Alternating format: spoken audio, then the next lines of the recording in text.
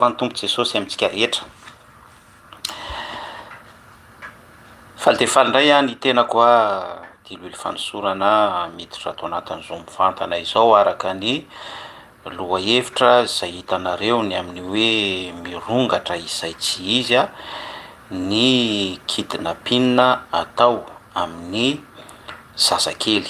Dia mikasika an'izay zany no mitondrantsika fampitan-kafatra ato anatin'ity sary feo ity a anonako fiadanana amintsika rehetra ihany koa ary ny atsika ny paramètre sy ny balizy a dia tsy mivoana mihitsy, izay no tanjona, tsy midepasy mihitsy a amin'ny limity ny amin'ny hoe tontolo ara-panahy sy fametrahana fanatsikafondana ny mistery zay tokony ho ambara sy tokony ho lazaina amintsika mifanitsy amin'izay.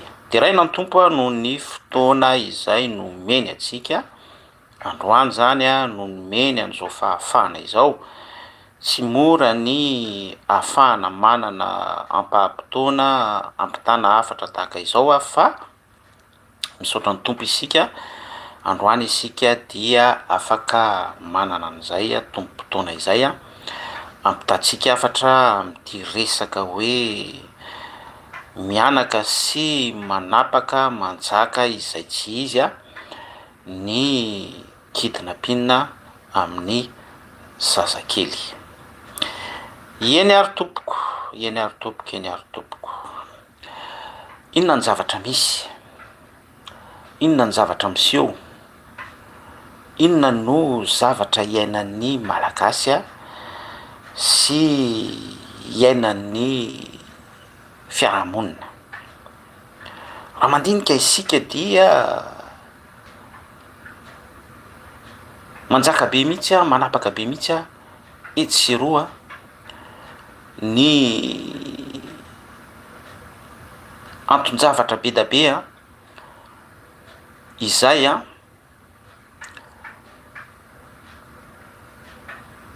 manome endrika antom-pahafatesana isan-karazany. Averiko indray a rehefa jerentsika ny fiarahamonina, jerenao ny zavatra misy a dia zaza nalaina ankeriny. Jerenao ny fiarahamonina, inona ny zava-misy? Zatovovavy a nisy namono. Jerenao ny fiarahamonina, inona ny zavatra misy? Varira tapadoha. Jerenao ny fiarahamonina, inona ny zavatra misy a? Tsy hita ianona zaza tsy ampy taona io a, marefo a, mineur a, ary mandritra ny fotoana izay tsy ahitana azy a dia misy ireo andian-jiolahy zay mandrahona mitaky rançon amin'ny fianakaviana akaiky amin'ny ray aman-drenin'ny zaza tsy hita, amin'ireo marefo a, vola manapitrisana. Vao mifoha maraina ianao dia ny zava-misy dia hoe misy tovovavy marefo marary saina nodidina ny fivaviny, mitsidra, tena zavatra makarikoriko sy mampalahelo tahaka izany. Zany no zavatra misy iainan'ny firenena malagasy sy mandalo eo ambany mason'ny taranaka amin'izao fotoana izao. Isika moa eto a surtout any amin'ny page Facebook a dia miteny foana ny amin'ny hoe gravy, enjana ary tena efa avolenta be ny fiasan'ny devoly a eto amin'ny tany sy ny firenena eo amin'ny fiarahamonina. De rehefa milaza an'izay fahamarinana izay isika dia ny réaction ny olona dia hoe ny devoly foana no menatsiny a, ny devoly foana no ampangaina, ny devoly foana no toy ny hoe tondroina ho tompon'antoka ny amin'ireny. Eto zany dia te anaitra ny saitsika sy ny fijerintsika hoe raha olombelona tsotra amintsika raha ve zany dia hoe olombelona tsotra comme ça fotsiny hoe olombelona miaina normal comme ça de mahavita zavatra tahaka ireny, hoe mandidy fivaviana olona marefo a comment zany hoe mametra-pantanina zany ianao hoe ahoana moa zany a no avitana manao an'izany zavatra atrosy be zany. J'imagine zany de mon côté hoe amin'ny naturako andeha anao simulation hoe ikidinabe zazakely na je sais pas zany hoe hisambotra olona marefo a marary saina ao am'izay mamparefo azy zay de anapatra amin'ny zavatra makarikoriko sy zavatra atrosy a zavatra abominable zavatra ohatrohatran'izany. Zay mihitsy zany no anetanako atsika amin'ny fijery sy fitodiana ara-panahy hoe hitanareo normal very reto zany zavatra izany, tsy mahatonga sainatsika very reto zany zavatra izany, tsy mametra-panontaniana very reto sika amin'ireny zavatra ireny. Any misy teboka voalohany azy zay tokony anaovantsika fijery anaty lalina be mihitsy réflexion, satria zay zavatra izay de midika fa efa manomboka normaliser eo amin'ny fiarahamonina, eo amin'ny fiainatsika ilay zavatra mamofady.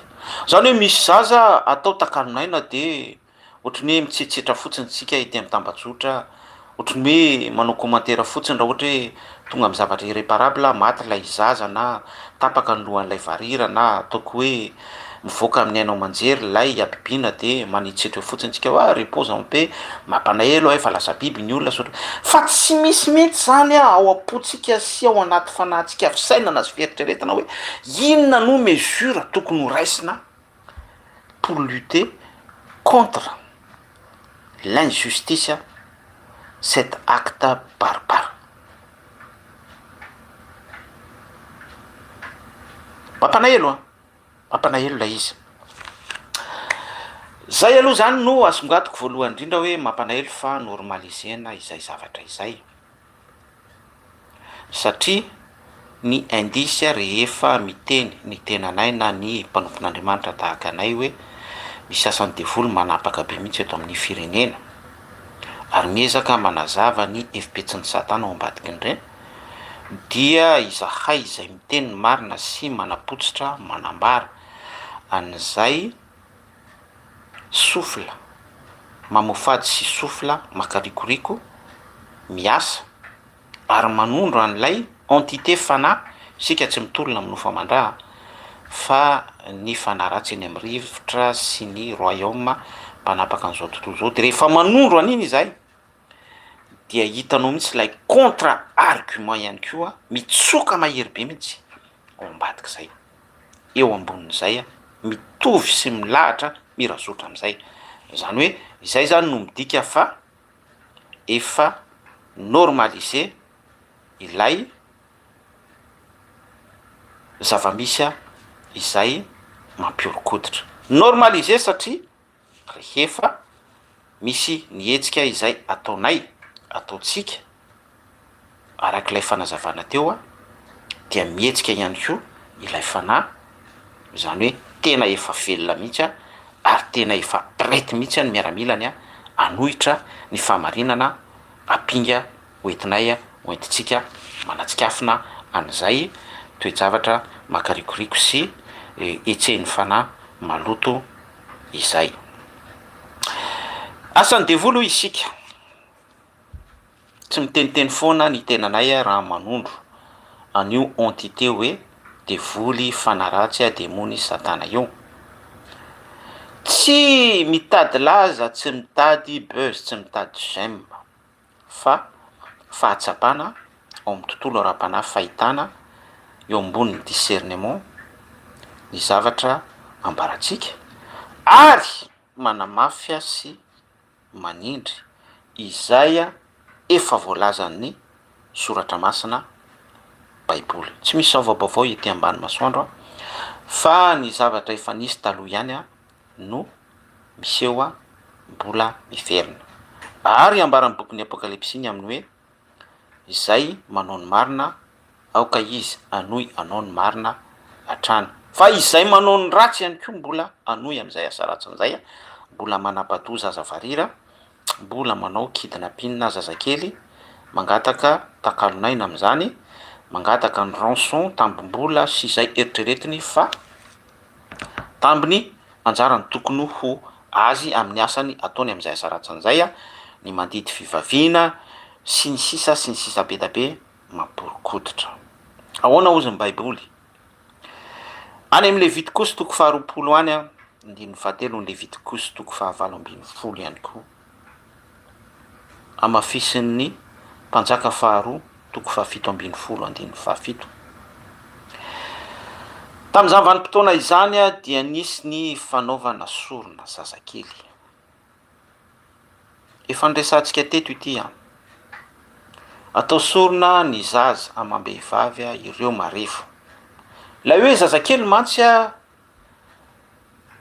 ekena fa am'izao vanim-potoana iresantsika izao raha ny contexte ny Levitikosy toko faharoapolo sy ny fahavalo ambin'ny folo ho resantsika, fanaovana sorona amina andriamanitry Baal Moloka.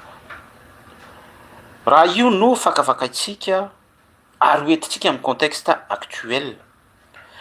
Dia aza mieritreritra mihitsy isika hoe isy olona iseo masoandro be hoe aka zazakely izy na dia misy mivantana ihany ary zany fa somary flouté atao zay ampanjavina azy amin'ny acte be da be isan-karazany hoe alaina de atao rançon a, angatahana tambikarama sy ny zavatra ohatrohatr'izany a, sous forme hoe fuigue, zany hoe zaza mandositra ny tokantranony a, na ihany koa hoe sous forme anton-javatra be da be hoe zaza nariny reniny a eny amin'ny fanaripako a, zavatra ohatrohatran'izany, satria tsy sintsony am'izao vanim-potoana ny andro mazava année de lumière, siècle de lumière zao hoe io misy zazakely de alaina dia tolotra mihitsy a dia hodorana velona, tsy isy zany, tsy isy zany, satria raha mijery an'ilay contexte ny sacrifice des enfants isika amin'ny contexte ny Levitikosy sy ny fitantarany boky ny mpanjaka toko faharoa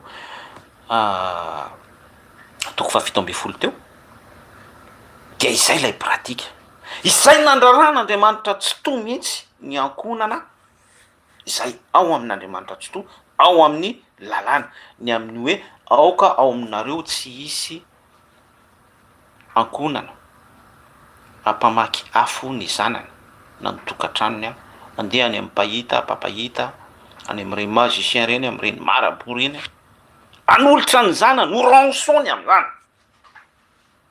Teo de miteny fa hoe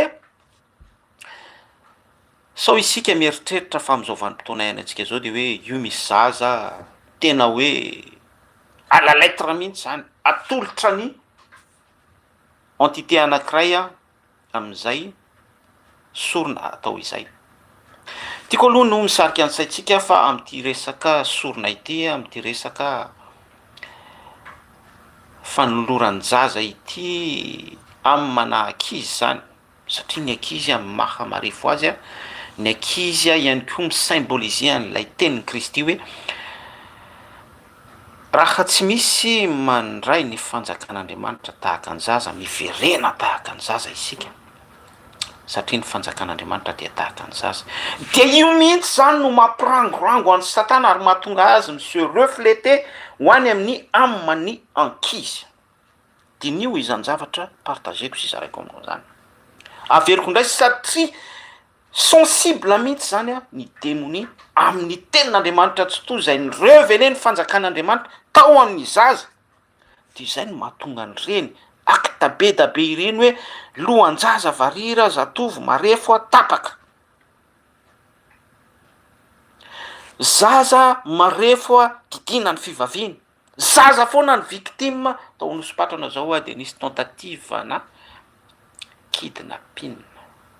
Fa déjouer izy a noho ny fiaraha-miasa teo amin'ny fiarahamonina sy ny anim-panjakana izay prison, autorité teo an-toerana ny polisy sy ny gendarmerie.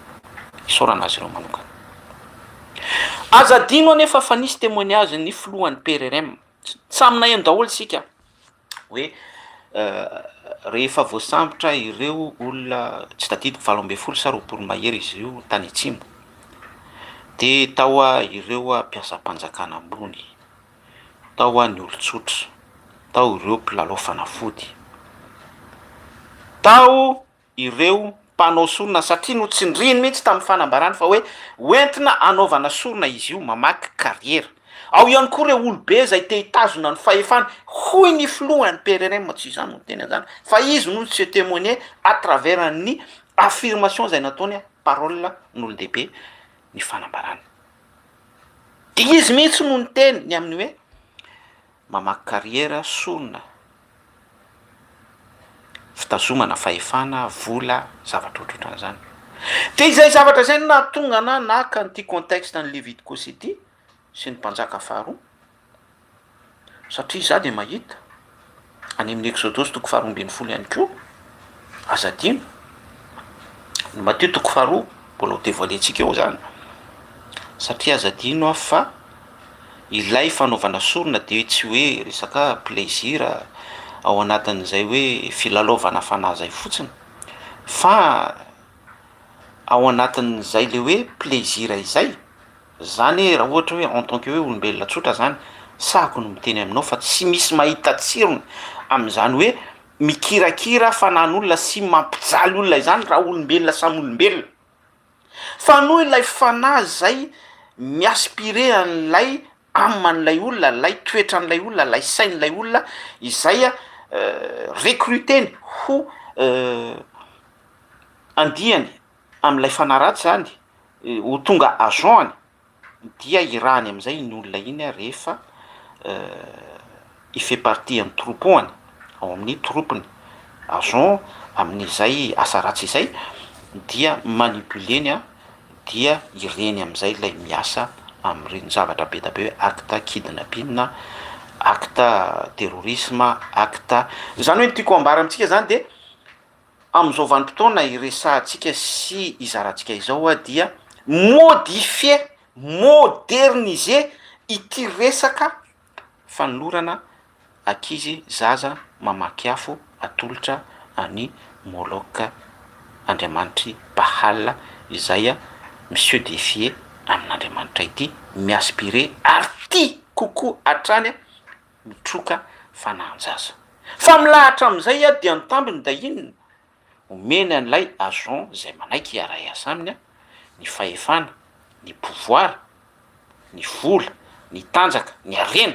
De io lay nataony PRRM, monsieur le PRRM témoignage amin'ny hoe misy mpamaky kariera, misy mpiasam-panjakana ambony a, misy tsy tadidiko na misy manam-pahefana ozy izy a mandeha ny sy ondresaka any am'izany a sy ny sisa be da be izay olona tsy eritreretinao mihitsy hoe ahoana olona manana ny maizy azy eo amin'ny fiarahamonina raha ataony statistika de hoe manana ny ampy a, manana ny arenany a, zany hoe manana ny fiainany zay azony, zay tiany ho azony a dia ao aminy avokoa, manana ny filana rehetra, arena sy ny toeto fanjakana ny pouvoir. Ary tsara toerana eo amin'ny fiarahamonina, zay le hoe tsara toerana izay a dia possible mihitsy hoe mitazona poste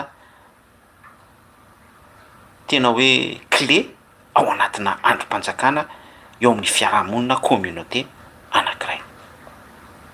Averiko indray fa am'izao vanim-potoana iresantsika sy izarantsika izao a dia déguiser, moderniser tompoko a ity resaka sacrifice des enfants ity. Fa sao isika hiandro hoe io misy zaza atolotra, vonoana velona, dorana velona, tsy isinjony zany. Donc zany a tokony misokatra ny fisainantsika sy ny fijerintsika am'izay a message a nampitaiko izay. Inona ny contexte isehoana izy io? Ny contexte isehoana izy io a dia rehefa misy a ny fitsimbadiana ao anatin'ny transition, ohatrany ahoana zay le hoe transition zay, hiditra am'lay teo sika ny resaka ny Levitikôsy sy ny mpanjaka faharoa tao amin'ny régime ny testamenta taloha izay nanatsikafina an'ilay pratika hoe sacrifice des enfants amin'ny dieu de Moloka. Fa zao tsika de hijery ny contexte indray hoe amin'ny vanim-potoana tahaka ny ahoana io lay nambarako teo hoe exodosy toko faharoa amby folo sy ny exodosy toko fahatelo amby folo, ny Matthieu toko faharoa, satria misy tena hoe contexte na fitsimbadiana ao anatin'ny hoe fitohizana transition ho amina régime anankiray mihitsy. Izay indray no hitondrako fanazavana aminao eto hoe miteny io fanahy io ary mampiaina ilay sofla fanaratsy avy amin'ny Baal ao anatin'izay régime izay amin'ny alalan'ilay sacrifice ho an'ny Moloka. Ny zavatra nisy tamin'ny exodosy toko faharoa amby folo de fantatsika tsara fa ny fiondranana betapetaka ny azo ambara am'izany ny zanak'Israely tao anaty fanandevozana naondrana ho amin'ny fahafahana omena azy ireo ny alliance après ny lalàna izany satria ho consacrena mihitsy izy ireo ho atokana ho any amin'ny tany efitra ho vahoaka fiangonana hebreo alliance amin'ny raitsoto, allié amin'ny raitsoto. De tao anatin'izay no nisy ny transition, tao anatin'izay fitsimbadiana zay tsy maintsy ho tapahana amin'ny ankonana mahankonana andevo azy izy ireo teo ambany ny régime fanaratsy de tsy iza zany fa Farao à l'époque. Dia notapahan'Andriamanitra tsy toy io cordon io. De rehefa notapahan'Andriamanitra tsy toy io cordon io dia nitrena ny agent eo miresaka an'ilay mpiara-miasa itsika izay nomeny Baal Moloka ny tambiny lay niresahako tany ambony teo hoe misy ny rançon de omenanao ny mahaenao anao lasa navita pyramide angezabe ny Egyptianina, tsy nisy firenena matanjaka noho Egypte zany vanim-potoana zany, grande puissance, le pays le pays lay firenena atao hoe raha ny contexte actuel zany de hoe premier puissance mondiale de ny Egyptianina zany no tao anatin'izay contexte zay satria à l'époque mbola tsy nisy ny calcul d'angle, mbola tsy nisy ny intelligence artificielle, mbola tsy nisy ny tontolon'ny géométrie, tontolon'ny algèbre sy ny calcul avancé ohatrany amin'izao vanim-potoana iainantsika zao. Nefa ry zareo efa nahatsangana ny pyramide, ny resaka dôme na vita zavatra amina étage ambony maro be, zany hoe efa avancé be mihitsy satria zay lay tamby nomeny lay dieu de Moloka. Fa tao anatin'izay de nisy ankonana hebreo natao andevo ary nisy fanahy be da be sacrifié tao anatin'izany an'ilay fampitako afatra amitsika. Mino fa misy zavatra vorainao anatin'izany message ampitaiko aminao izany. De izay mihitsy eo lay tiako potsirina amitsika hoe sacrifice des enfants, taiza ho aiza lay sacrifice des enfants. Exodosy toko faharoa amby folo andiny fahaenina amby roapolo sy ny fahafito amby roapolo hatramin'ny fahafito amby roapolo. Nisy an'ilay fitsimbadiana Pesa satria rehefa nisy manifester ilay fanaratsy dia nandroatra ilay etaetan'ilay fanaratsy itroka fanahanjaza be da be tamin'izany vanim-potoana izany. Exodosy toko faharoa ambin'ny folo io aty amin'ny exodosy toko fahatelo ambin'ny folo izy métaphore. Dia métaphore izy rehefa afaka atao amin'ny fanandevozana ny zanak'Israely. Exodosy toko fahatelo ambin'ny folo andininy faraiky amby folo sy fahaenina amby folo ny zanak'ondry no lamatota amin'ny zanak'ondry, ny lamatota amin'ny biby fiompy no natao fanatitra ho fahatsiarovana n'lay famonoana sy fikasana tao amin'ny Farao. Eto lay point tena important zay asongatiko atao anatin'ity fizarana ity hoe Exodosy toko faharoa ambin'ny folo dia namoaka didy mihitsy Farao hoe ny lamatoa amin'ny Israely rehetra dia atao saisie, atao sambel ho atolotra ho an'ny Moloka. Satria eo am'izay misy an'ilay déchirement, eo am'izay le misy an'ilay cordon zay ho tapahan'Andriamanitra tsy to, dia mba ahafahan'ilay fanahany manam-pahefana tamin'izany tompony fahefana tetean-tany ilay dieu de Moloka, ilay andriamanitry Baal izay natanjaka be arak'ilay resantsika teo hoe nanome ny tambiny fahefana ho an'ny Farao, nanome ny rançon arena, ny pyramide, ny dôme sy ny sisa rehetra tamin'izany vanim-potoana izany, nanome azy ny marikany amin'ny hoe grande puissance na grande puissance any Egypte tamin'izany vanim-potoana izany. Dia ny ten'ilay fanahy io satria te-hitazona an'ilay fanahany izy de inona ny zavatra nataony, mandehana hoy izy no inspireny ny feon'ny fieritreretan'ny Farao, niditra tao amin'ny fisainan'ny Farao izy de ndany il faut sase ozy izy a hazao a ny lamatoan'ny Israela rehetra. De io lay navadiky Andriamanitra tsy to hopaka mpiasa na tsy mbiadiky Andriamanitra hoe nandalo ny fahafatesana no afahana tam'izay ny zanakiny Egyptiana, ny zanak'Israely azafady dia no afahana tam'izay fahafatesan'ny lamatoa izay ny fanoloran-jazany lamatoa rehetra io a ny fiangonana Hebreo dia nampitaina tamin'ny fahafatesana passé par dessus zay mantsy lay hevitry lehibe sa efa nisy fotoana ihany koa tsika nresaka an'izay. Fa ny tena tiako tsindrena amitsika zany de ilay esprit Hannibal sous contexte hoe dieu de Moloka izay a mitady an'ilay aminy ankizy. Zany hoe rehefa misy an'io transition io foana zany hoe hitsimbadika eo amin'ny tantaram-pirenena tahaka ny am'izao vanim-potoana antsika zao hoe miresaka isika fanavaozana, miresaka isika hoe régime déchu a, de misy régime en place zay ny sambotra ny fahefana, de isy ny concertation zay tsy mety voahomana mihitsy a, tsy mety avorter mihitsy a, fa tena hoe aembotra foana satria à partir an'izay no ananganana ny transition peut-être hidirana indray amin'ny république manaraka. Zay zavatra izay ao anatin'izay transition zay sika dia misy an'ilay fanahany Moloka izay miteny sy se manifester. Ary zany no zavatra hitatsika hoe isan'andro isan'ora de misy zaza victime foana marefo a ratraina, didina manta ny fivaviana, kidnapping etc. Zay le niteneniko hoe moderniser la izy a, déguiser la izy.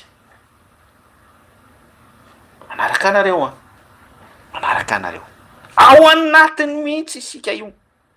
Raha voarainao le fanazavana hoe Exodus toko 12 a ho aripaka ny lamatoan'ny Israely zay nambadika na tsy mbadika Andriamanitra tsy tole izy.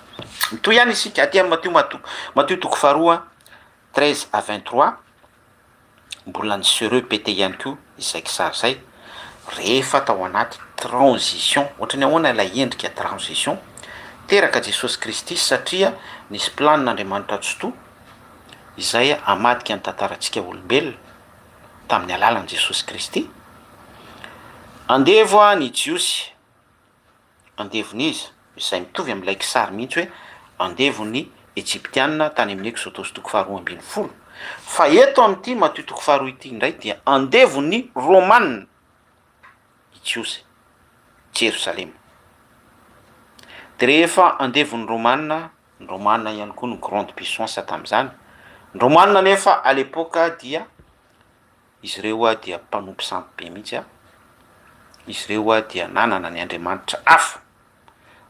Ary tao anatin'izany izy a tsy ny salasala izy a, ny s'associer tamin'ny mpisolona sy ny fariseo a à l'époque tao andapa.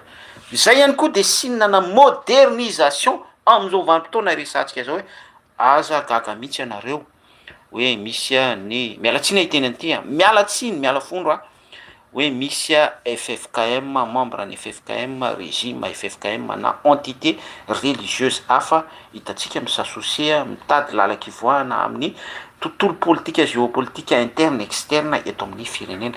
Fa miteny daholo zany détail zany raha akaparetsika amin'ity resaka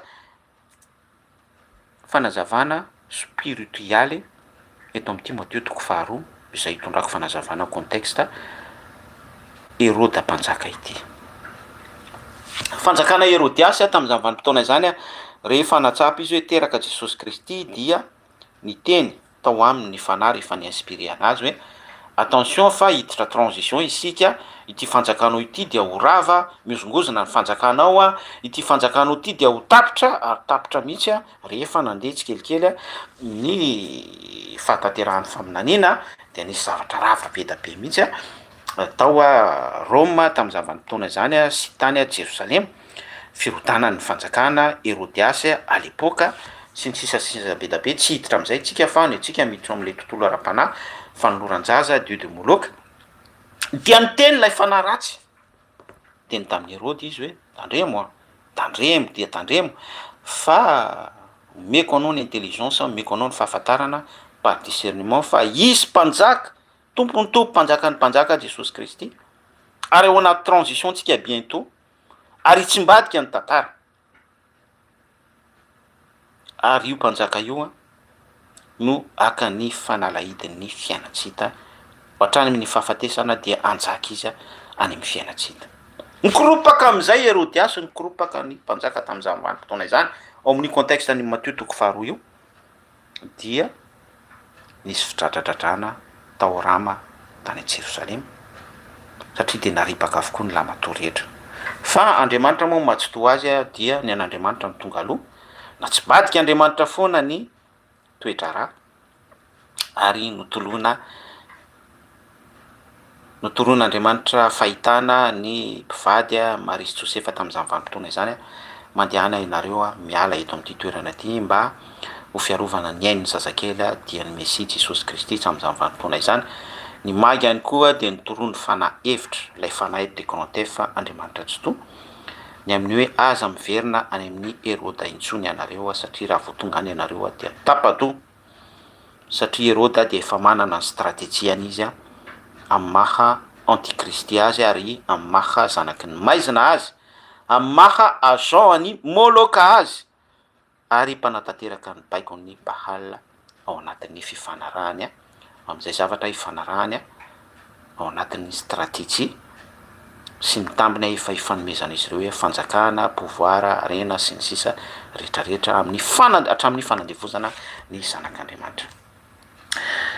Inona moa no tena ambara amintsika amin'izany rehetrarehetra izany raha ity contexte ny Exodus toko faharoa ambin'ny folo sy ny Matthieu toko faharoa ity hoe transition ao anatin'ny tanteraka ny firenena malagasy arak'ilay zavatra efa nazavaintsika teo. Fa voalazantsika teo ihany koa ny hoe androm-panjakana sy ny entité religieuse miara-miasa manome ny kisary ny zavatra nisy mihitsy tamin'ny vanim-potoanany Matthieu toko faharoa.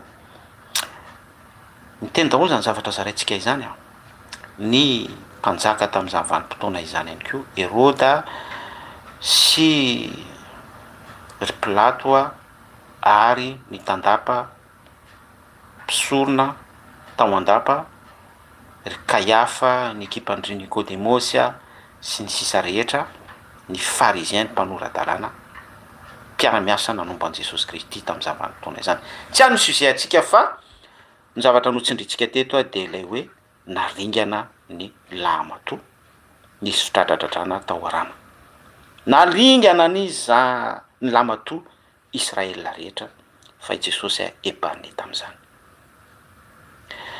Ny message ho ampitaiko amintsika dia ao anaty vanim-potoana ny malagasy, ny firenena malagasy manapaka manjaka izay tsy izy no sorona, ary victime ny zazakely victime irotondroina fa marefo. Raha narahanao ny fanazavana dia tena misy io tena marina io ary efa ny prévoir ny prédire an'izany ny baiboly. Tsy misy zavam-baovao ety ambany masoandro bokin'ny mpitorotena fa ny taloha ihany no miverina ary mihamafy izany arak'ilay bokin'ny apokalipsy izay efa natsidiko tany am-piandohana hoe zay manao ny marina aoka izy anao ny marina hatrany, zay efa mpanao ny ratsy dia mbola anoy anao ny ratsy ihany izy. Ao anatin'izay contexte izay isika. Ny fanaitaina ny vehivavy teraka ihany koa efa nambarantsika teto izany ary monsieur manifesté be mihitsy ilay fanahy, mitsoka mahery be ilay sofla, dia satria mitsoka mahery be ilay sofla, Dieu de Baal miasa amin'ny alalan'ilay esprit Moloka dia miverina izay tsy zava-baovao fa efa nisy tany aloha tany selon an'ilay Levitikosy ny vakitsika teo toko faharoapolo sy vavalo ambin'ny folo vakio, miverina tany amin'ny contexte ny mpanjaka faharoa toko fafito ambin'ny folo, fampahafantarana ny zanak'Israely indrisy fa malgré na dia misy androm-panjakana reto amin'ny tany sy ny firenena malagasy, misy ray aman-dreny satria tahaka ny image ny ankohonana ny firenena anankiray dia indrisy fa ao anatin'izany firenena izany misy ray aman-dreny manana ny pouvoir izy, manana ny maizy azy izy, manana vola izy, manana harena izy, tsara toerana izy any amin'ny fiarahamonina mpiasa-panjakana ambony, fa indrisy fa nanolotra ny fanahany hiara-iasa amin'ny Moloka izy Ary rehefa nanolotra ny fanahiny iara-iasa amin'ny Moloka izy a, de miteny détail par détail a, chapitre par chapitre ny contexte fanoloran-jaza ho an'ny Moloka. Zay ny zavatra misy eo Madagasikara. Fa isika ao anatin'ny monde ny intelligence artificielle, moderniser ny zavatra misy a, modifier ary mivoatra tanteraka. Manaitra ny saitsika, manaitra ny fijerintsika, manaitra ny état d'esprit atsika, mampita message a. Isan'andro misy zaza maty foana, isan'andro misy zaza varira tapadoha, isan'andro misy marefo victime amin'ny anton-javatra, abibina, kidnapping, zavatra be da be ohatr'izany. Androany azy zany dia manentana atsika, misensibiliser atsika, mampita message amin'ireo ray aman-dreny fiangonana, ray aman-dreny ara-drazana, ray aman-dreny ara-panjakana, ray aman-dreny ankonana, ireo manam-pana rehetra mitsoka ao Madagasikara ny sofla esprit Moloka. Satria misy an'ireo efa nanolotra ny fanahiny, nanolotra ny momba azy mivantana na ankolaka. Ary rehefa manolotra ny momba azy zay izy dia manatanteraka, manao sinify fanarahana. Ary rehefa manao sinify fanarahana izy dia mi-exécuter, miresaka mpamolavola any amin'ny tontolon'ny législativa isika, miresaka mpanatanteraka exécutif isika, miresaka any amin'ireo administration mpikirakira isika, miresaka amin'ny olobe sy ny vahoaka tsotra isika, présent miaina ary manao ny asany a. Io esprit Moloka io a sy ny mpiara-miasa victime ny zaza, victime ny marefo a, ary mitohy manao ny ratsy atrandro zareo ireo. Eto a no message farany a ampitaiko amintsika hoe raha tiatsika ny ho épargner ho afaka amin'izany a toetra mamofady sy mandringana, mamboliozana, mampahory ny firenetsika sy indrindra amin'ireo marefo sy ny madinika izany, dia tsy misy afa-tsy ny fiverenatsika amin'i Jesosy Kristy. Za zany de zay foana no message ampitaiko. Tsy manana zavatra omena anareo a. Misy nareo mangataka volany amin'ny MP, misy nareo mangataka fanampiana, misy ihany mpandraisana andraikitra tsiraray toko amin'ireny zay efa manomboka manidy poketra ihany koa satria misy trop ny harcèlement any a. Lasa za kory tsy hoe za no portefeuille na hoe za no Banque de Madagascar, Banque Centrale, de hoe satria raha hoentina amin'izay le izy de hoe Madagasikara mihitsy mafotana. Ny orsy ny malahelo ozy Jesosy Kristy de eo aminareo foana. Za koa tsy association na ohatrany hoe Croix Rouge na Lions Club, tsy izany a, fa za de mpanompon'ny mahasotsotra ihany. Hoy aho hoe tsy misy afa-tsy ny fiverenana amin'i Jesosy Kristy. Tsy manana vola sy arena ny tenanay, tsy manana zavatra hoe zarazaraina comme ça amintsika barquette de fruits na barquette de légumes na barquette na nourriture, tsy manana an'izany zay. Fa tsy misy afa-tsy ny hoe andrandrao ny masonao a de mpanjino Jesosy Kristy a, mpanjino ny filazon-tsara, mpanjino ny soratra masina de apetrao amin'Andriamanitra tsy to ny fiainanao a andavanandro. Satria raha nanaraka ny zavatra nazavaiko teto ianao a dia présent, il est bien présent amin'ny tanjaka sy amin'ny keriny a ny fanahin'ny Moloka eo amin'ny firenena malagasy, ary manapaka sy mandravarava mihitsy izy. Ny seule arme ahafahana manohatra an'izany, toerany devolo fahafarinareo a aza manome fitoerana ho an'ny devolo, de tsy misy any afa-tsy ilay hoe miverina ho allié amin'ny filazon-tsara amin'i Jesosy Kristy. Ny vahoaka Hebreo a, ny fiangonana Hebreo, rehefa nanaiky izy hiara-dia amin'ny Jesosy Kristy, hiara-dia amin'Andriamanitra tsy to, nanaiky izy handray ny alliance, de nanaiky notarihiny Mosesy, de natsibadika Andriamanitra tsy to ny situation hoe ny lamato rehetra izay tokony ho natolotra ho an'ny Moloka dia nitsimbadika izay ary ny lamato an'ireo mpiara-miasa tamin'ny Moloka no voatolotra. Zay zavatra izay ihany koa afaka tanteraka amin'ny Madagasikara hoe raha manaiky marina ny firenena malagasy hoe ity firenena ty anaja azy tsy molotra fotsiny ihany fa tena anajan'Andriamanitra tsy to amin'ny fony rehetra amin'ny anarana Jesosy Kristy, de afaka mitsimbadika izay situation zay. Tahaka ny tany amin'ny contexte Matthieu 2:2 ihany koa, hoentin' Jesosy Kristy eo amin'ny hazo fijaliana ny fahafatesana rehetra, ny fahafatesan'ny lamato.